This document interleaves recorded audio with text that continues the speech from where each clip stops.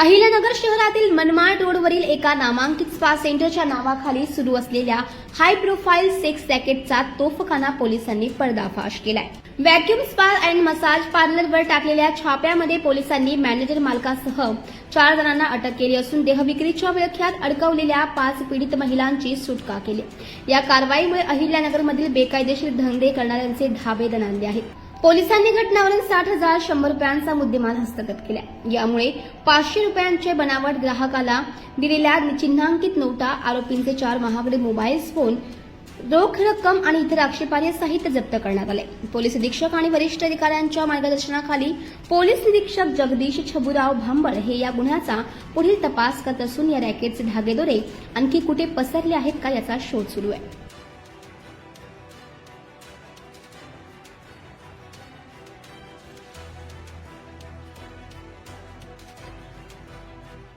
काल माननीय पोलीस अधीक्षक मोहम्मद कासुद्दीन सर यांना मिळालेल्या गोपनीय माहितीवरनं जे शहरातील मनमाड रोडवरील कोहिनूर मॉल समोर एका जी इमारत आहे त्या इमारतीमध्ये ॲक्वम नावाचा स्पा आहे। त्या स्पामध्ये स्पाच्या नावाखाली त्या ठिकाणी देह विक्रीचा म्हणजे पुरुषासोबत शरीर संबंध ठेवण्याबाबत महिलांना रूम उपलब्ध करून देण्याची माहिती मिळाल्यावरती एएसटी म्हणजे एएसटी पथक, तोफखाना पोलीस स्टेशन यांनी या ठिकाणी त्या ठिकाणी जाऊन कारवाई केलेली आहे।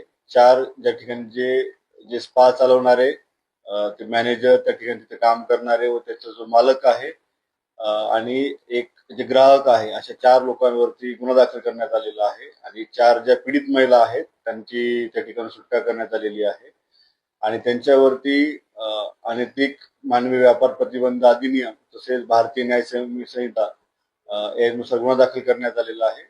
आरोपी ताब्यात आहेत आणि त्यांच्या अटकेची कारवाई करण्यात येणार आहे। तसेच हा जो स्पा आहे त्याचं जे काही इतर कोण तो चालवतो का, त्याचे काही मूळ मालक यापर्यंत तपास करण्यात येणार आहे।